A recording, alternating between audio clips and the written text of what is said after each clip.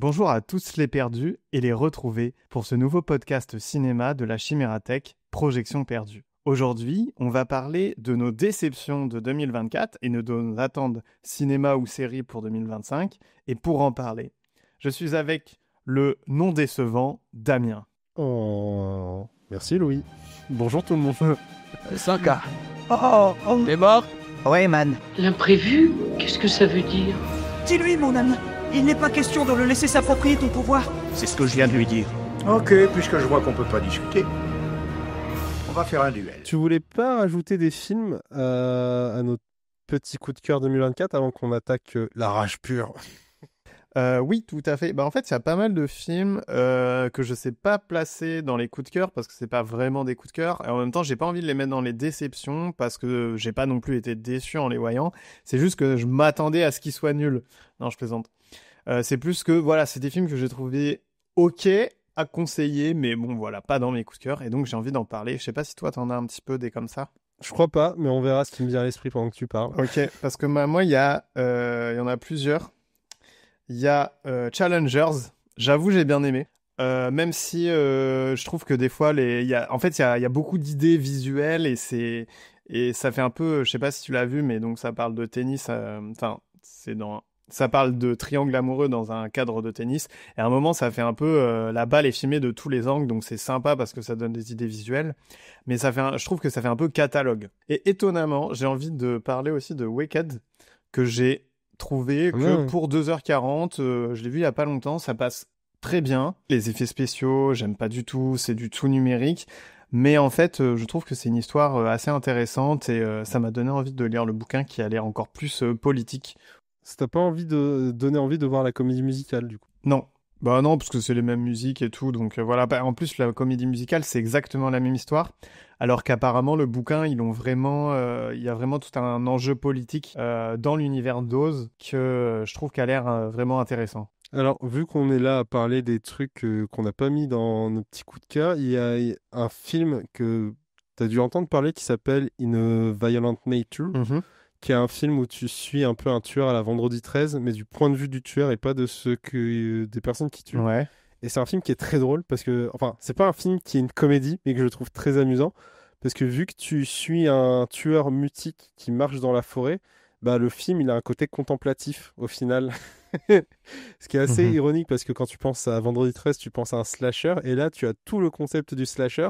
Sauf que vu que tu ne vois jamais ce que le tueur fait, bah là le film il te dit bah le tueur quand tu vois pas il marche, il tombe sur des gens vraiment au hasard. Ouais, et puis il les essaie de tue. les tuer, voilà quoi. Et en fait du coup c'est un film Logique. qui te fait vraiment contempler la nature, qui a une caméra qui est très tranquille, très posée et tout, mais c'est un concept qui est très sympathique à regarder et que je trouve vraiment amusant.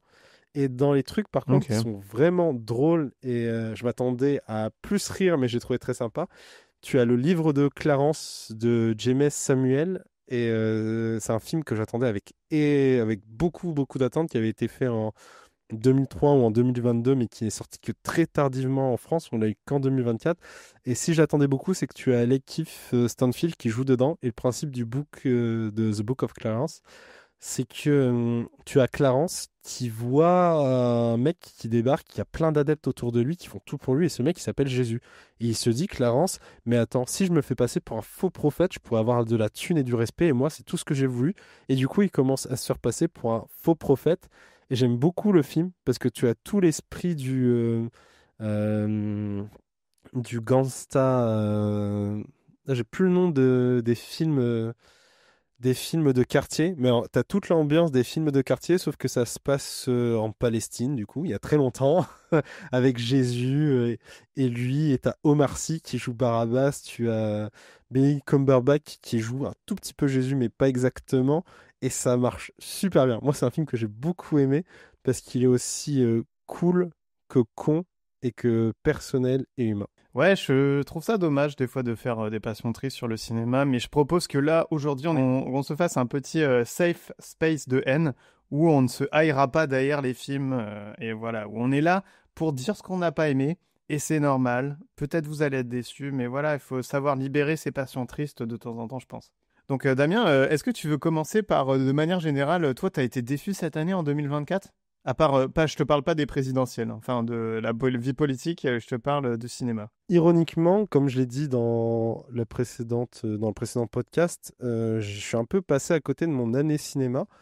Et quand tu prends par rapport à 2023, j'ai eu des déceptions qui étaient vraiment énormes par rapport à ce que le cinéma avait pu faire.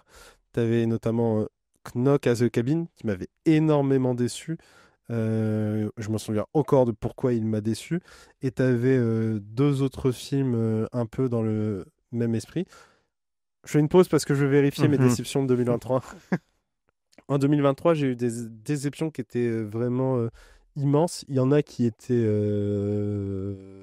vraiment qui m'ont déçu, comme Knock at the Cabin où je m'attendais à beaucoup mieux. T'en as d'autres où je m'attendais aussi à mieux, comme Le Dernier Voyage du Déméter, où j'ai eu beaucoup d'espoir dans lui. Dans les films où j'avais pas d'espoir, t'avais genre le retour de Insidious. Alors là, j'étais sûr que c'était mort. Et dans les films où j'attendais plus, tu avais Ant-Man et la Guêpe, parce que maintenant les gens savent que j'adore les comics. Mais vu que Marvel était dans sa phase on fait de la merde, ils ont fait de la merde. Mais quand je te dis déception, c'est vraiment des films que soit j'ai trouvé vraiment pas bien, soit je m'attendais à plus et ils m'ont déçu. 2024, il y en a beaucoup moins. Ce qui est une bonne chose, parce que ça veut dire qu'il y a moins de films qui se sont cassés la gueule devant mes yeux, selon moi bien évidemment.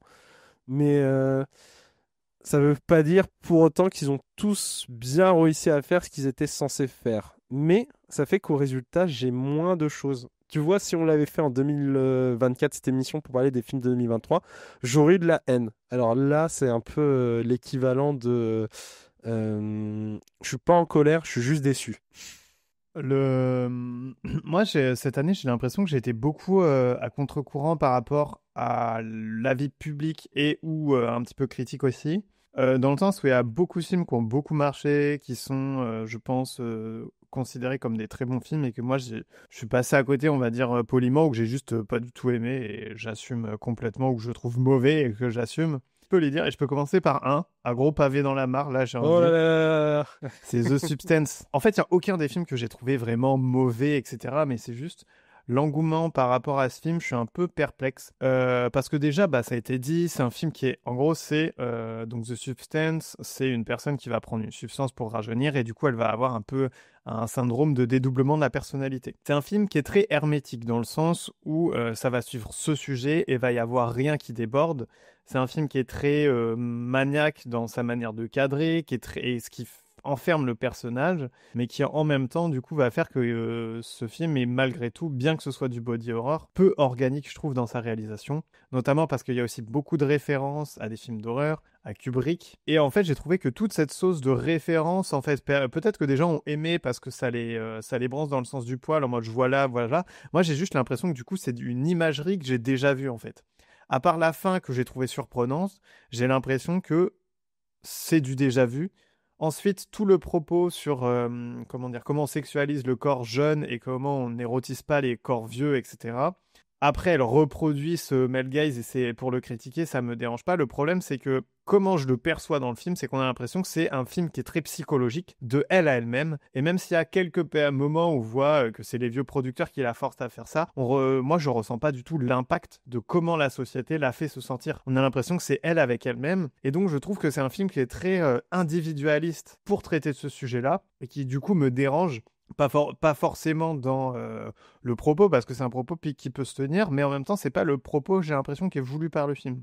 Donc en même temps, je trouve que le body horror, surtout à la fin, fonctionne. Mais voilà, le message, ça passe pour moi à côté. Ensuite, je sais que ça a fait aussi faire des crises à beaucoup de personnes et que ça a fait du body shaming chez les gens. Et donc, en fait, ça crée réellement des problèmes, en fait. Et donc, c'est pour ça que je mets beaucoup de réserves par rapport à ce film, qui, moi, ne m'a pas tant atteint, même s'il y a des choses que je trouve intéressantes dans le film. Je sais pas si toi, tu l'as vu. Non, j'ai loupé. Alors, je disais à tout le monde qu'il serait incroyable parce que film français, du coup, qui renoue avec notre spécialité qui est, je l'ai pas vu, mais l'extrême French, qui était tout ce qui avait été lancé lancé par Logier, Je l'avais pas vu, j'ai très envie de le voir, mais je suis passé à côté. Par contre, je reviendrai sur deux choses que tu as dit. Tu as dit que c'était filmé à la façon de Maniac. Du coup, Maniac, le film d'horreur, ou Maniac dans le sens où la personne est accrochée à ses plans? Non, en fait, c'est assez. C'est pas maniaque que je voulais dire, c'est plus maniéré en fait, dans le sens où il y a rien qui déborde du cadre. C'est très lisse dans sa manière de raconter les choses. Comment dire, dans le sens où il y a un contrôle du cadre qui est total. Et quelque part, ça me dérange. Je trouve que ça manque d'une certaine organicité, quoi. Et tu parlais aussi du fait qu'elle se faisait subir à elle-même cette violence. Finalement, est-ce que le film, dedans, il n'y a pas aussi de l'auto-victimisation qui est mis en avant? Bah, en tout cas, c'est ce qu'on ressent, et je pense pas que c'est le propos du film, parce que, en fait, il y a comme 2-3 fois où on voit que c'est imposé par les producteurs aussi, ce côté de culte de la jeunesse. Mais en même temps, bah, quand on le voit le film, c'est pas du tout ce qu'on ressent, en fait. Et ce qui est dit, c'est bien, mais ce qu'on ressent, c'est plus important pour moi. Non, j'ai toujours pas vu The Substance, mais dès que je l'aurai vu, je reviendrai sur sur notre podcast en dessous et mettre un commentaire pour dire à quel point t'avais tort. Ça marche. Mais on verra ça. Moi, je vais commencer par une série, qui est la seule série qui m'a beaucoup déçu. Et elle m'a tellement déçu que je suis pas allé jusqu'à la fin, et c'est un peu gênant, parce que d'habitude... Ouais. Arcane, non, Non, Arcane n'en fait pas partie.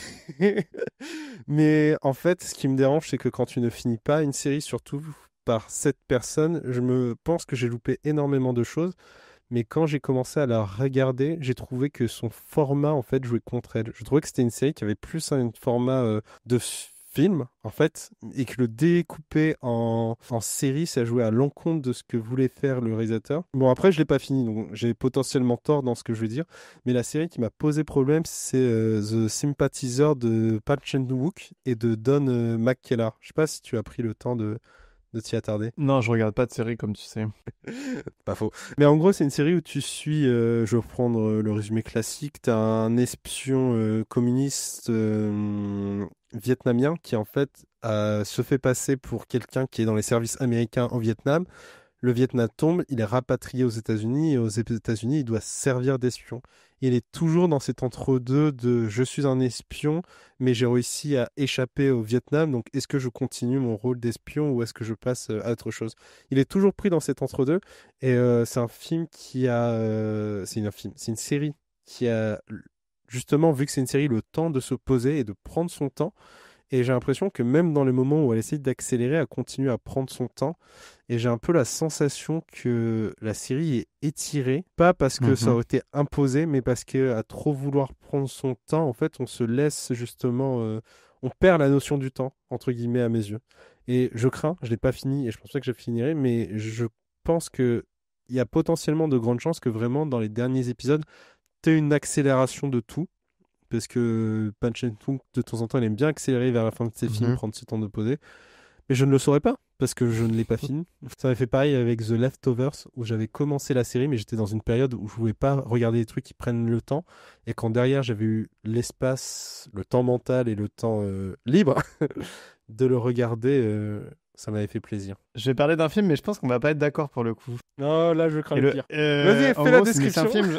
Alors, en gros, c'est un film français, un peu long, que moi j'ai trouvé un petit peu m'as-tu vu. On va tellement pas être d'accord. En fait, j'ai pas trouvé ça décevant parce que j'en attendais pas non plus grand-chose. J'ai trouvé ça un peu m'as-tu vu. J'ai pas détesté le film, loin de là, mais j'ai trouvé ça un peu gros sabot et ça sent que voilà, c'est fait pour être cool, tu vois. Attends, on l'a vu ensemble? Où tu es sûr que moi je l'ai vu? On l'a vu ensemble. Ah putain, j'aime pas du tout ce que tu vas dire. Voilà, et du coup, ce film, c'est l'amour ouf. Non, en vrai, je trouve que certains acteurs sont vraiment excellents dans le film. Je trouve que les 2h40 m'ont pas ennuyé et je trouve que c'est bien qu'il y ait plein de gens qui ont été le voir. Et voilà, je trouve que c'est un film qui est sympa à aller voir et qui après parle de sujets qui sont importants et tout.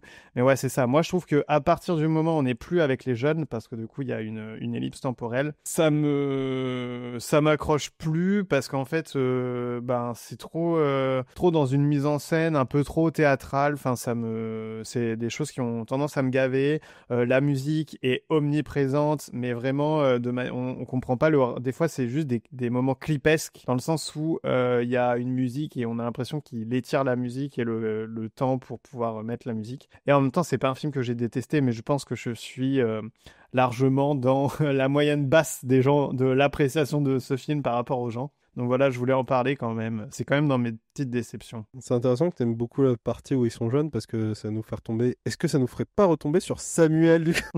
Wow, est-ce qu'on vous a parlé de Samuel? Voilà, t'avais d'autres déceptions cette année? Non, par contre, j'allais rajouter un truc qu'il faut pas oublier que L'Amour ouf, à l'origine, c'est une comédie musicale qui, après la réception de Cannes, a été recoupée et remontée pour tirer des moments musicaux. Du coup, le fait que tu dises qu'il y a des moments de musique qui sont étirés, c'est un truc qui est intéressant parce que quand j'étais devant le film, qu'on l'a vu ensemble, quand on est ressorti, je crois que j'ai évoqué le fait qu'il y avait des moments où j'avais l'impression que ça devait partir en comédie musicale, mais que du coup, il y avait des parties où j'avais l'impression que ça avait été coupé justement pour garder ça. Mais ça, on le saura uniquement quand il y aura une version. Une version mais ouais, de toute façon, inventée. je rebondirai pas sur ce que tu as dit parce que Parce que ça t'as fait pas partie. d'argument, voilà. Si, parce que je l'ai beaucoup aimé, mais j'ai pas envie de partir dans ce débat-là. Une autre déception qui j'ai pu rattraper récemment et j'ai été assez dégoûté. Là, on rentre typiquement dans les films que j'adore, que je connais depuis un bout de temps, que j'attendais de voir en salle.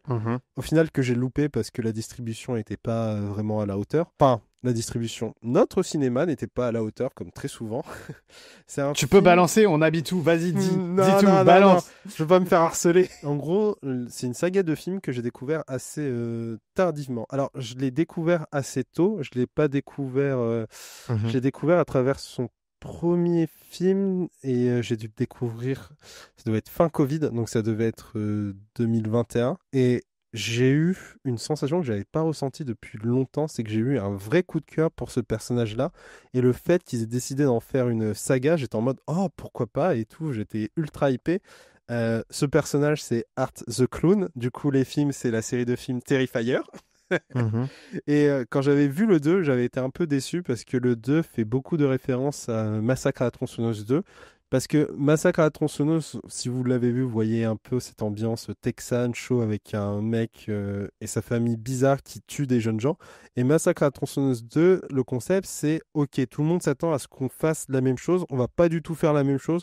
On va partir dans un truc en ville avec une course-poursuite, un truc qui se termine ensuite dans une sorte de cirque et tout. C'est vraiment le 2, c'est l'antithèse du premier. Je comprends pourquoi ils ont fait ça dans le 2, je suis pas d'accord avec eux. Et dans Terrifier 2, t'as un peu de ça, où ils ont plus de budget, ils font plus de choses. Ce qu'il faut savoir, c'est que la force de Art the Clown, c'est vraiment ses gimmicks faciaux et toute l'horreur dont il fait preuve en essayant de faire le clown. Et le premier film est très cru. Et il a réussi à me dégoûter par certains moments. Et moi, me dégoûter dans un film d'horreur, faut être très doué pour y parvenir. Le 2, il y a des moments que j'adore énormément. Et là, le 3 est sorti avec justement toute la pub involontaire qu'il a eu, comme quoi il était passé en moins de 16, alors que je le trouve moins violent que les précédents. Je trouve qu'il est assez aseptisé par rapport au reste. J'aime bien l'idée du Père Noël et du Terrifier. J'aime bien le fait qu'il creuse le lore, mais j'ai l'impression que plus il creuse le lore, moins ça devient... plus il retire des choses qui sont pas forcément... intéressant. En fait, j'ai l'impression qu'ils sont en train de prendre la direction d'un Freddy Krueger. Et Freddy Krueger, plus il avançait dans le temps et moins perspicace il a été. Si jamais il a été perspicace, le premier est un grand film.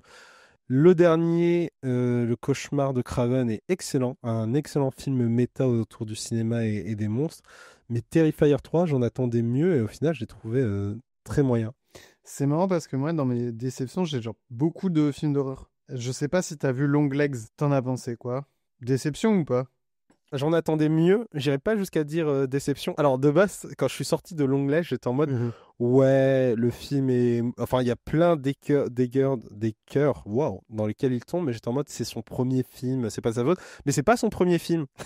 Et quand tu prends du recul par rapport à ça, j'étais en mode non mais c'est chaud. En fait, c'est quelqu'un qui sait poser sa caméra, qui sait faire de très beaux plans, mais...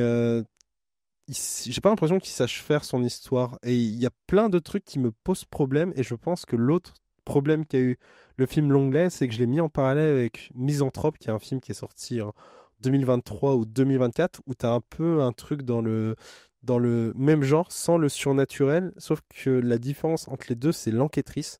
Parce que dans Misanthrope, ton enquêtrice, elle sait mener une enquête, alors que dans Longlegs, c'est elle est vraiment... pas terrible. Hein. Franchement, en fait, elle ne fait rien. En fait, toutes les preuves qu'elle a, c'est le méchant qui lui donne. Oui, et il y a des trucs qui sont très bien, mais... c'est vrai que t'attends un peu la fin et tu comprends pas trop. Moi, je pensais que l'enquête allait être plus importante et je trouve que ça a ni réussi à être un bon film d'enquête, ni réussi à être un bon film d'horreur où tu comprends pas exactement la mécanique.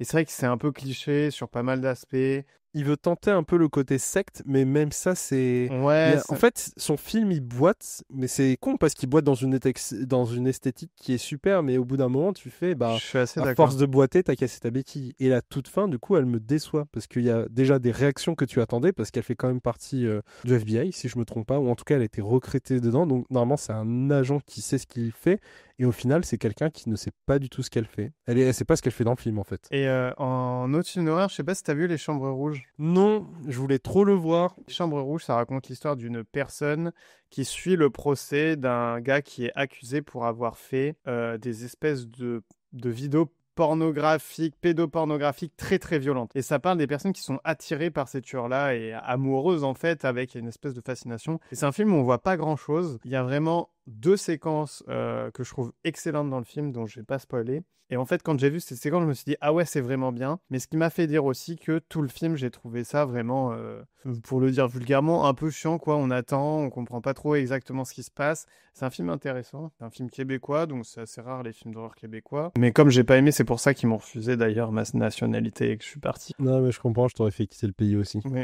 Et donc, non, Les Chambres Rouges, voilà, petite déception dans le sens où j'en attendais vraiment beaucoup. Et je sais pas si toi, tu voulais parler d'autre chose, mais moi, j'avais un autre film d'horreur aussi. Et pour le coup, là, tu vas pas être d'accord. Et en plus, tu vas pas être d'accord, c'est Alien Romulus, moi, que j'ai trouvé hyper décevant. Enfin, en vrai, j'en attendais rien, mais j'ai quand même été déçu parce que je trouve qu'il n'apporte rien. C'est des choses qu'on a déjà vues, à part un moment où ils sont en gravité. Et pourtant, j'adore les aliens. Je trouve qu'il y a une ambiance vraiment super dans chaque alien. Et l'avantage de chaque alien, c'est que ça a été réinventé à chaque fois. Et j'ai envie de dire que je trouve que même Prometheus et Covenant réinventaient des choses, même si, voilà, ils ont plein de défauts. Mais au moins, ils apportaient une nouvelle dimension à Alien qu'on n'avait pas. Et là, bon, j'ai trouvé que c'était, voilà, du remâché, pré-mâché, je sais pas comment on dit, mais ça m'a pas transcendé. Je vais réagir, mais pas trop non plus, parce que c'est dans tes déceptions, donc voilà. Premier truc sur ce que tu as dit sur Prometheus et Covenant. Prometheus et Covenant, je dirais pas qu'ils apportent des trucs, je dirais qu'ils retconnent des trucs. C'est-à-dire qu'ils partent d'un principe que les gens ont posé leur imaginaire sur quelque chose, et il leur dit ce que vous avez imaginé, c'est faux, c'est ça la vraie version. Donc ça, c'est malicieux. Les films, ils sont sympathiques. Covenant, c'est un alien. C'est pas un Prometheus, donc il faut l'inclure dans la saga. Dans la suite de Prometheus, quoi. Oui, mais ça devait être Prometheus 2, mais vu que Prometheus 2 n'a pas marché, ils l'ont rebaptisé Alien. Ils ont demandé à Neil Blomkamp de ne pas faire son Alien 5, ce qui aurait dû être Alien Covenant, qui aurait été génial parce que tu aurais vraiment eu ce réalisateur qui se l'approprie, mais du coup on a eu Alien Covenant. Du coup on a Alien 4. Prometheus, on le met à côté parce que normalement ça devait pas être les aliens. Et derrière, on a Romulus qui arrive après Covenant. Et je trouve que Alien Romulus est très bien. Il a le défaut que je t'accorde, qui est normalement qu'un alien ça se réinvente, mais que Romulus, lui, choisit de ne pas se réinventer. Romulus, il choisit de faire un truc que j'aime beaucoup, c'est de dire en gros, actuellement, les films sont ce qu'ils sont, mais que tu as toute une base de la population qui ne l'a plus. Et Romulus va faire un truc très simple, il va faire OK, on va prendre tout ce qui a existé et on va voir si on peut les faire tenir dans un seul film. Et je trouve ça extrêmement audacieux de sa part, et pour moi, à mes yeux, il fonctionne là-dessus, de se dire, si tu devais résumer tous les aliens en un film, ça te donnerait quoi ? Ça te donnerait Alien Romulus. Ouais, c'est marrant parce que c'est exactement pour la même raison que toi tu l'as aimé et que moi je l'ai pas aimé en fait. Je sais, tous les débats que j'ai vus, j'ai trouvé ça passionnant parce que on a tous raison sur un point, c'est qu'il réutilise des trucs des anciens films. Ouais, c'est ça. Et ceux qui ont aimé, en fait, ils sont tous comme moi, ils sont en mode c'est trop bien parce qu'il arrive à tout condenser. Et ceux qui ont détesté, ils sont en mode il a pas réussi à tout condenser, il a juste repris ce qui existait déjà. Non, mais voilà, tu parles d'un coup de cœur dans tes déceptions, tu parles d'un film de 2023. Damien, tu fais voilà, tu fais n'importe quoi. T'as une déception. Est-ce que t'as une vraie déception là de cette année? Comme je t'ai dit, j'ai pas eu énormément de déceptions, mais j'ai eu beaucoup de films moyens. Et parmi les films qui m'ont fait du mal, il y a un film auquel je m'y attendais pas, c'est Silex and the City. Ah oui. Parce que j'adore Silex and the City, je trouve ça extrêmement drôle, ce truc de mélanger préhistoire à actualité. Et en allant voir le film, je me suis dit, mais c'est intéressant à quel point un format c'est important. Ouais. Ou en fait, ils ont essayé de faire un film, mais ça marchait pas du tout, c'est ça? Le problème, c'est que tu sens que c'est étiré, et au milieu du film, ils ont une audace, et quand je l'ai vu arriver, je suis vraiment mitigé par rapport à ce qu'ils ont fait au milieu du film. Parce que je trouve ça à nouveau audacieux, mais pas audacieux comme Alien Romulus, qui a vraiment de l'audace de faire un bilan de toutes les choses. Non, je trouve audacieux parce que du coup... Tu sais, répéter les choses ne les fait pas devenir vraies, Damien. C'est pas ce que disait Donald Trump. Je fabule, mais le monde commence à ressembler à mes fabulations. Malraux. Je crois que c'est pas Malraux, mais on va rester sur Malraux pour l'instant. Bref, il me coupe alors que je lui parle d'une vraie déception. Et après, il se plaint que je ne respecte pas les règles. Non, mais ce qui m'a déçu... En fait, ça m'a déçu dans le sens où tu te rends compte que faire un film, c'était une idée sympathique, mais que vraiment, au tout début, tu sens que ce truc de cut comme les épisodes, ça aurait pu aider. Et quand le film se met en place, le problème, c'est qu'à mes yeux, il se met bien en place. Il se met en place et il se lance à partir du milieu, à partir du moment où ils ont eu ce truc audacieux. Sauf que je pense que c'est un kit ou double. Et qu'il y en a qui sont restés dans le film, il y en a qui sont sortis, et moi, j'en suis sorti. Et tout le reste du film a été assez triste à mes yeux. Et est-ce que tu as vu, je parle de déception, tu as vu Joker 2 ? Non. Bah moi non plus, donc on va pas en parler, c'est super. Par contre, un film dont on a déjà parlé et qui est vraiment mauvais, c'est le remake du Salaire de la peur, qui était sur Netflix. Putain, donc, vous pouvez aller voir notre épisode sur le Salaire de la peur. Et est-ce que tu as vu Dune 2 ? Non plus. D'accord, bah moi j'ai en parlé comme une déception du coup. T'avais pas déjà fait une vidéo dessus sur ta chaîne ? Ouais, mais c'était pas l'angle de la déception que j'ai prise. Ouais, mais je vais encore me plaindre, ok. Non, je me plains pas. En vrai, pour le coup, il y a des films où je sais que je vais pas aimer et ça me saoule que les gens aiment. T'es un rageux, t'es un haters, Louis.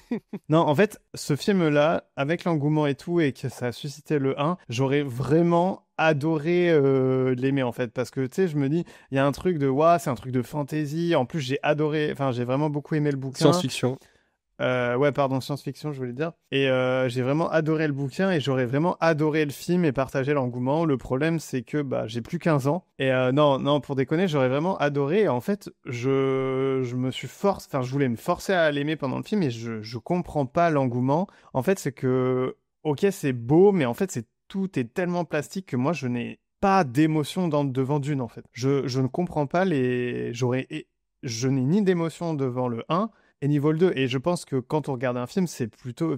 comment on apprécie un film, c'est quelle émotion on ressent dans le film. Et vraiment, je me sens vide par rapport à ces films. Je trouve que les acteurs jouent plutôt bien. Alors, Timothée Chalamet, le cast, je trouve pas incroyable, mais Rebecca Ferguson, je la trouve incroyable. Zendaya, je trouve qu'elle pourrait jouer n'importe quoi. Je trouve que c'est vraiment une très très bonne actrice. Rebecca Ferguson, je trouve que son personnage est un peu mal écrit parce qu'on ne comprend pas où ça va. Mais tout ce côté, le Messie, etc., je m'y attache pas. Vraiment, je passe à côté du film. Je le trouve très froid. Et déception dans le sens où j'aurais aimé l'aimer. La particularité de Denis Villeneuve, c'est que déjà, il a une image qui est assez froide en soi. C'est quelque chose qui est assez ironique parce que dans son premier film, je me demande si Incendie, je crois que c'est Incendie fait partie de ses premiers films.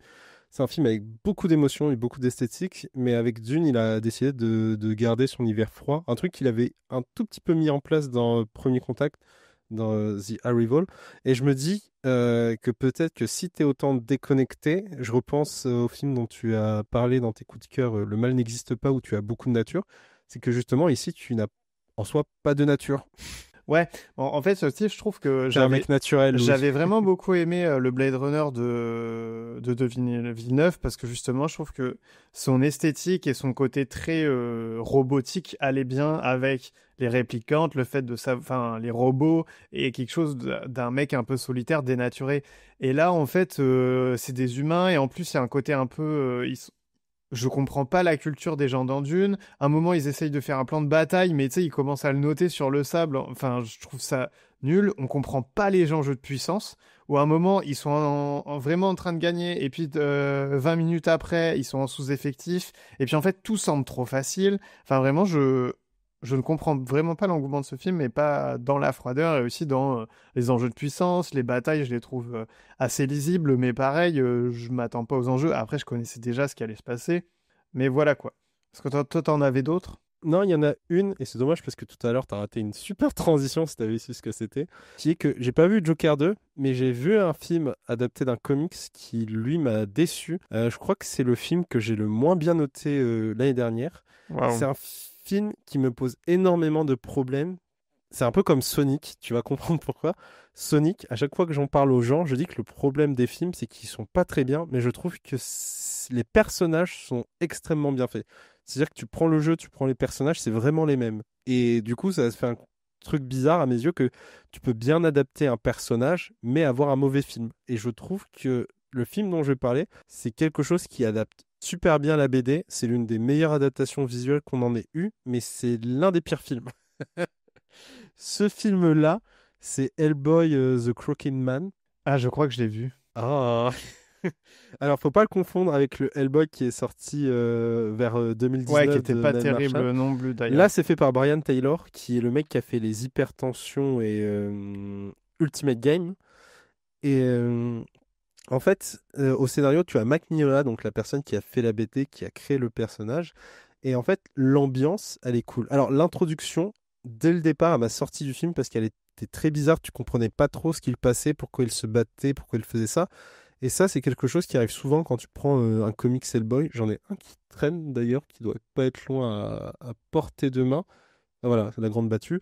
Le comics que j'ai, c'est celui que Neil Marshall a adapté. Et celui-là, c'est L'Homme Tordu, qui est un des comics les plus iconiques de Hellboy. Et l'histoire est simple, c'est que Hellboy était en mission. On est à ce moment-là dans les années 40. Hein, c'est un film qui est censé fonctionner comme un reboot. Et il était avec le bureau de recherche paranormale. Et en fait, il va se retrouver bloqué dans les montagnes lors d'une mission. Il va se retrouver pris dans une petite communauté où il y a des problèmes avec des sorcières. Il va se dire, bon, et un démon, il va se dire, bon, bah, on va intervenir pour régler le problème, quoi. Je suis là, autant que je serve. Enfin, c'est le boy, donc il va toujours à reculons en faisant la gueule, mais voilà. Le fait que le film n'ait pas beaucoup d'argent, en fait, je trouve que ça joue dans son camp, parce que du coup, ça crée une ambiance avec peu d'effets, peu d'horreur, mais c'est une horreur qui rend tout étrange et inquiétant. Et je trouve que ça fonctionne beaucoup dans l'esthétique, dans les couleurs. Il y a tout qui fait Hellboy, mais tu te fais chier. Pendant le film, tu t'ennuies. Et ça, c'est dommage. Et même l'acteur qui joue Hellboy, sa représentation, elle est très cool, mais tu sens qu'ils n'ont pas d'argent parce que du coup, pendant les combats, c'est pas très fluide. Et c'est le problème du film, c'est que le fait qu'il ait peu d'argent, ça joue avec lui et ça joue contre lui. Et ce qui aurait pu le sauver, c'est que s'il avait une bonne histoire, qu'importe les effets, qu'importe la façon dont l'affrontement est fait, ça aurait pu être bien. Mais vu que l'histoire, elle aussi, elle marche avec une béquille. Non, elle marche pas avec une béquille. Elle marche comme si elle avait une béquille et qu'elle en a pas, bah il arrive pas à aller jusqu'au bout. Et pourtant, t'as des scènes qui auraient pu être très cool, notamment t'as un moment où il se cache dans une église et c'est une époque où bah ton église, derrière elle, t'as un cimetière, t'affrontes un démon avec des sorcières, elles ont un sort de nécromanceur à réveiller les morts et tu pouvais te retrouver avec un truc qui était vraiment cool. Et la scène qui arrive, elle est juste brouillonne. Et ça m'enquiquine parce qu'il y avait plein de trucs qui pouvaient fonctionner. La sorcière est inquiétante. T'as toute une scène avec quelqu'un. T'as une scène où la sorcière, si je me trompe pas et si mes souvenirs ne me mentent pas, parce que j'ai relu mon comics entre-temps, elle arrive sur un cheval et tout. Et en fait, au départ, tu fais ah ok, présentation assez particulière. Et tu comprends que le cheval, c'est quelqu'un. Et c'est quelqu'un que le héros, pas le boy, mais le personnage principal de l'histoire, celui qui est la clé de tout.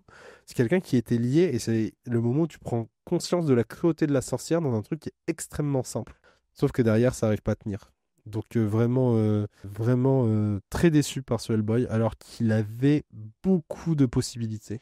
Je vais rebondir sur les adaptations parce que je vais pas en parler longtemps parce que c'est une adaptation qui aurait pu être une bonne idée parce que c'est une adaptation d'un jeu qui peut être très très large parce que c'est un jeu de société et j'ai vu le film Le Loup-garou avec Franck Dubosc. Putain. Voilà, je sais même pas si j'ai besoin de dire plus en fait de pourquoi c'est une déception, mais c'est même pas une déception, c'est juste une honte. Enfin, ce film est une honte, mais voilà, il n'y a pas besoin de dire plus. Chers Suffit de le auditeurs, voir. vous vous rendez compte qu'il a vu le remake du Salaire de la peur et qu'il s'est dit que derrière, il a regardé une adaptation toujours par Netflix de Loup-garou. Non, mais Netflix, vraiment, leur adaptation, ou même tous les films qu'ils produisent là, ils sont. Oh là là. C'est catastrophique, hein. Mais c'est vraiment ni fait ni à faire. Voilà, je vais pas m'étendre plus, mais ça me faisait rire de mentionner du fait que je l'ai vu, quoi. Autre déception, Louis? Oui, pareil, est-ce que c'est vraiment important d'en parler? J'ai vu Deadpool et Wolverine, et autant je suis pas trop fan des Marvel, autant les Deadpool, c'est peut-être ceux que j'arriverai à sauver avec les Gardiens de la Galaxie, même si ça faisait pas partie de l'univers. Bon voilà, j'ai détesté ce film, je me suis ennuyé comme un rat mort. Il y a des références dont je m'en fiche. Il y a deux, trois trucs sympas qui m'ont fait sourire. Mais en fait, le film ne fonctionne pas du tout, quoi. En plus d'être hideux, je trouve. Et pareil, autre suite que j'attendais vite fait parce que voilà, j'aime bien la série, c'est Kung Fu Panda 4. J'aime bien les trois premiers. Je trouve qu'en termes de mise en scène et tout, c'est assez rafraîchissant et ça raconte des choses. Voilà, pour les enfants, c'est vraiment bien les Kung Fu Panda. Le 4 est très très classique dans ce que ça raconte et vraiment il y a une baisse, je trouvais une baisse de qualité, donc petite déception aussi, même si voilà, mes larmes sont sèches, on va dire. C'est normal, la qualité, il l'avait mis dans le robot sauvage. Ouais, je pense que c'est ça. Et donc, je suis comme bon, mais les trois premiers Kung Fu Panda, franchement, je les aime vraiment bien. Voilà, moi je crois que j'ai fait le tour des déceptions. Après, je pourrais parler Yes. d'Ali.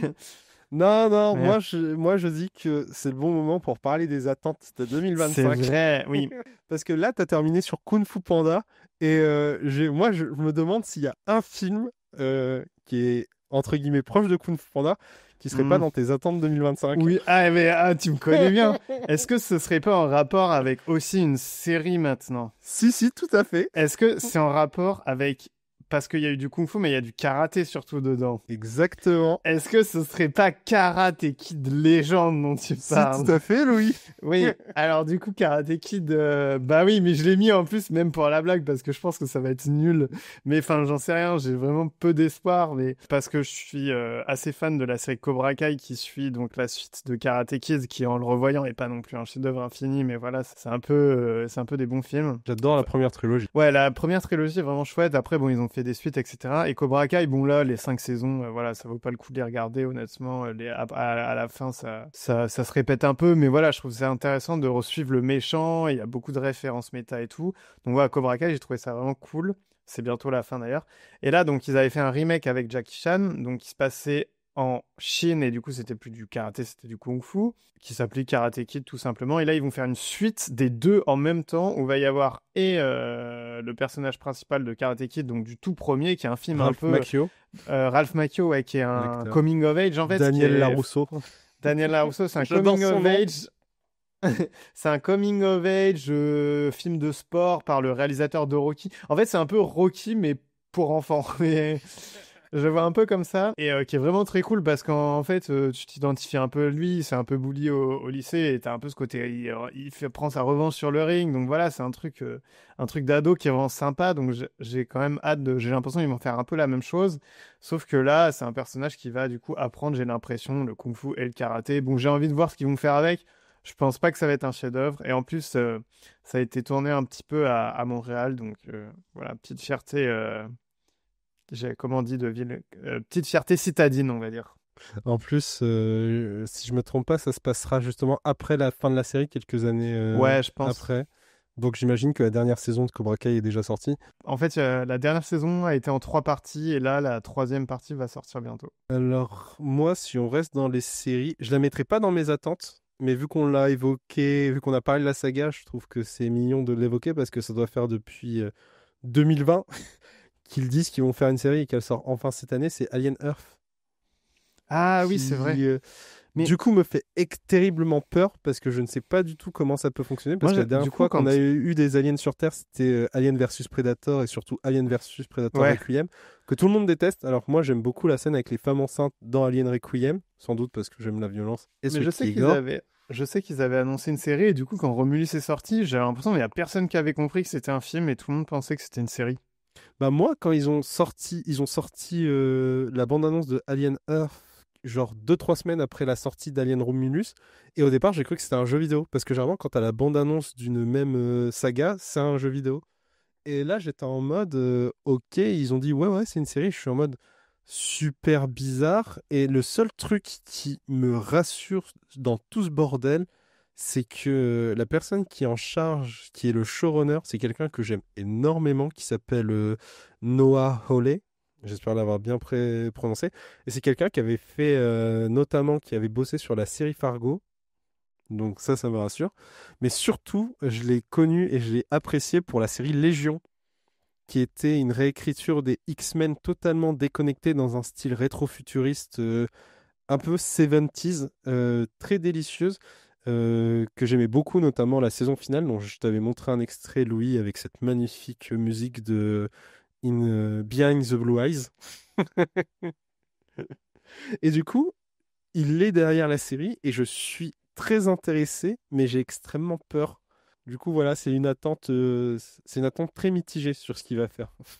Il y a une attente commune que j'espère qu'on pourra voir tous les deux, c'est The Brutalist, qui me hype depuis automne 2024 et dont les plans me foutent des étoiles dans les yeux et j'ai hâte de voir ce que ça donne. J'ai un peu peur de l'épopée et du fait que les plans soient juste stylistiques et évoquent le rêve plutôt qu'ils soient concrets Ouais, dans la construction. moi j'avoue, The Brutalist me parle pas trop. En plus, je suis pas un gros fan d'Adrian Brody, donc Moi à aussi, voir. moi il me parle beaucoup parce que j'aime la façon dont les plans qu'ils ont montrés sur les bâtiments, je les aime énormément parce que je trouve ça intéressant parce qu'un bâtiment c'est quelque chose de figé et le fait de Mhm. faire bouger ta caméra pour les mettre en avant c'est quelque chose qui est toujours très cool. Parce que quand tu as de l'action c'est facile de suivre et tout, mais là on va parler d'un Ouais, architecte mais ça qui peut fait du être brutalisme. intéressant quand même, quoi. Vraiment ça titille ma curiosité. Mais c'est pas le summum de mon envie. Est-ce que Louis, tu sais c'est quoi le film que j'attends le plus cette année? Attends, laisse-moi réfléchir. Donc c'est un film dont on a parlé. C'est pas Mickey C'est 17 pas un du coup. film dont on a parlé. Ah, on en a pas parlé. C'est un Mais film que c'est j'attends énormément. Superman, je te connais Exactement. trop. C'est en fait, je me suis dit, j'ai pensé, je me suis dit que t'allais parler de ça, c'est sûr. Évidemment que j'allais parler de Superman pour terminer. C'est très drôle parce que tu as une guerre lancée, une guerre ouverte entre les fans de Snyder et les haters de... Enfin, fans de Snyder, automatiquement haters de James Gunn. Et j'en attends énormément parce que Gunn a montré que c'était un des rares réalisateurs à lire les comics et surtout comprendre les comics. Parce que quand il l'adapte, généralement, il a une fidélité qui est assez incroyable. Les Gardiens de la Galaxie, c'est la meilleure trilogie que possède actuellement le MCU et les meilleurs personnages. D'ailleurs, c'est très drôle parce que de base, quand j'avais vu ces Gardiens de la Galaxie, je l'avais pas du tout aimé. Et il avait fallu que je lise un comics qui en parlait pour justement rebasculer dessus et me dire putain, mais comment il a fait pour aussi bien l'adapter. Et le teaser de son Superman, il m'a attrapé. Je me suis remis plusieurs fois. Même de temps en temps, je me réveille le matin en me disant oh, ça va pas très bien, qu'est-ce que je fais? Paf! Je me remets le teaser de Superman et j'attaque super bien la journée. Et vraiment, je l'attends énormément parce que ça fait depuis très longtemps qu'on n'a pas eu un bon film Superman. Et là, je vais calmer tout le monde. Man of Steel, c'est très bien, mais le problème de Man of Steel, c'est qu'il n'a pas le côté de... Il lui manque un côté Superman. Et c'est un truc que j'évoque toujours, c'est que ce qui est considéré comme le meilleur film Superman, c'est le film de Christopher Reeves, avec Christopher Reeves. Et c'est un film dans lequel tu n'as pas de combat. Et c'est incroyable de se dire que ce qu'on se considère à ce jour comme le Oui. meilleur film de Superman, c'est un film où tu n'as, entre guillemets, pas besoin d'action ou de confrontation. C'est un film où tu as juste besoin de voir Superman faire le bien. Et je pense que Gunn, il y a de grandes chances qu'il soit capable d'extraire juste ça et qu'il se dise, OK, on va prendre Superman qui fait du bien, par contre, on va le mettre dans un contexte géopolitique extrêmement tendu. Et là, ça va devenir intéressant. Et cette année, on va avoir la fin de deux grosses séries aussi. On va avoir la fin de Fast and Furious et Mission Impossible aussi. Ouais, ce qui est intéressant, parce qu'en juillet, tu as vraiment des renaissances. Tu as Superman qui revient et qui va essayer de relancer le DC Extended Universe, enfin le DC Cinematic Universe au cinéma. Tu as les 4 Fantastiques qui ont ce truc un peu de... Superman, c'est considéré comme le premier héros moderne, mais le premier groupe de héros, c'est les 4 Fantastiques. Et c'est une famille. Et tu as en même temps Jurassic World Rebirth qui essaye de repartir à zéro. Et derrière, tu as, comme tu le dis, les sagas qui concluent des pans de l'histoire qui arrivent. Donc tu es vraiment dans un entre-deux entre l'obscurité et la lumière, c'est-à-dire le bon moment où les monstres apparaissent et ils disparaissent. Ouais, bah en tout cas, avec ce qui se passe en ce moment, c'est plus des monstres qui apparaissent, hein. Et disparaît. Non, oui. Et ils disparaissent. Non. Bah vas-y, finis sur la dépression, mec. Moi, j'avais une super fin pour l'espoir. C'était et un tout. salut romain, je t'ai dit. Ça existe pas, le salut romain. Ah non, mais c'est ton choix, c'est bien de ne pas avoir des horizons d'attente. Il y a Park Chan-wook qui sort son nouveau film. Ah ouais, ça, voilà, Laws je vais of plus Earth. regarder qu'est-ce que font les Ouais. réalisateurs. Je suppose que T'as Quentin Dupieux va le- sortir 1 ou 2 films, Hong Sang-soo 4, 5, 6, et puis voilà quoi. Ah, il semblerait que, truc incroyable, cette année, Quentin Dupieux ne sorte qu'un seul film. Waouh. Je crois qu'il est malade ou qu'il se repose. T'as le Frankenstein de Del Toro qui doit aussi arriver. Ah ouais, ça, ouais, pourquoi pas. Et apparemment, il y a un film de Julia Ducournau qui est prévu aussi. Soit il arrive, soit ils ont commencé. En tout cas, il y a le tournage qui a commencé à avoir des noms qui sont sortis. T'as le nouveau Ari Aster. Ouais, le ça, nouveau j'attends Edgar pas Wright. trop. Oui, ça, j'attends vraiment de voir ce que ça va être. Je suis T'as vraiment très, le très, nouveau Yorgos Lanthimos aussi. Et un film de Kelly Richard aussi qui va sortir cette année. Donc on va quand même avoir une bonne petite programmation. Ouais, t'as aussi le dernier Cronenberg, le nouveau Couteau tiré. Non, ça va être très cool. C'est une Ah, il y a belle un autre année qui couteau nous tiré attend. encore. Ouais, Ouais. enfin en termes de cinéma quoi. Après le reste on verra. De toute façon, si Paddington est bien, le reste de l'année sera bien. C'est comme le jour de la marmotte. Oh mais attends. Eh, Et s'il est sorti... Attends. Je vérifie là. il la est déjà semaine de sorti. Oui. Je crois. Parce que le jour de la marmotte, c'est le 2 février. Écoute, ce que je te propose, c'est que je prends un petit gâteau pendant que tu fais la outro, ça te va? Parce que tu fais pas la conclusion. Bah non, Mec, on avait dit que c'est toi Il qui est- l'avais. c'est- tu sais que ta blague sur... on fera l'outro sur ta blague sur Paddington parce qu'il est sorti le 5 février. Donc Mhm. techniquement, il est vraiment bien au niveau du jour de la marmotte. Ah mais oui, parce que c'est un ours. Chut. Ouais, mais je sais pas si je t'en ai parlé, mais je vais te le Ouais, tu m'en as réexpliquer. parlé. Ça fera la bonne fin. C'est l'épisode de Projection perdue sur une rétrospective déception 2024 et attente 2025. Un podcast de la Chimérathèque présenté par Louis et moi-même, Damien. Cher public perdu, j'espère vous reparler très vite. À toi aussi, Louis. Salut tout le monde et à bientôt. Eh bien, figure-toi, Louis, que tu as raison pour Paddington et le jour de la marmotte, parce qu'il est sorti en France le 5 février et que le jour de la marmotte, c'est le 2 février, qui tombe en même temps que la Chandeleur. Alors, tu as une théorie scientifique, entre guillemets, parce que c'est vraiment 2-3 personnes qui la mettent en avant, mais qui est quand même intéressant, qui s'appelle l'hypothèse de l'ours, qui est qu'au moment de la Chandeleur, en tout cas dans cette période-là, ce qu'on faisait déjà au néolithique, c'est qu'on regardait les animaux qui hibernaient, notamment les ours, on voyait s'ils sortaient ou pas de leur tanière. S'ils sortaient, ça voulait dire que l'hiver allait prendre bientôt fin. Et s'ils re-rentraient dans leur tanière, ça signifiait que l'hiver allait encore durer plusieurs semaines. Et ce truc, c'est quelque chose qui est encore resté, que tu avais avec des ours, t'en as aussi, tu peux le faire avec des loutres. Le truc qui est intéressant avec justement le jour de la marmotte, c'est que tu sais que les Américains, ils sont très nuls pour reconnaître les animaux. Genre, si tu prends leur symbole, ils te diront tous que c'est un aigle, mais c'est pas un aigle. C'est un corbeau. C'est un bigargue. Et du coup, c'est intéressant de la même façon parce qu'ils sont très nuls pour les animaux, ce qui fait que leur cri officiel, c'est le cri d'un aigle, mais que vu que c'est le cri d'un bigargue, il y en a beaucoup qui ont découvert le cri du symbole des Américains. Ils font, mais pourquoi il crie comme une mouette? Parce que le bigargue, normalement, c'est un animal qui est lié à l'eau. Bref, Ouais, c'est un aigle je de marin. digresse. Du coup, ce qu'ils appellent une marmotte, c'est pas une marmotte, c'est un chien de prairie. Debout les campeurs et haut les cœurs, c'est le jour de la marmotte aujourd'hui. Oh oui, parce que ça caille par ici. On n'est pas à Miami. I got you back. Pépin, pépin. Un jour, il faudra qu'on parle de Groundhog Day. Un jour sans fin. Ok, on arrête?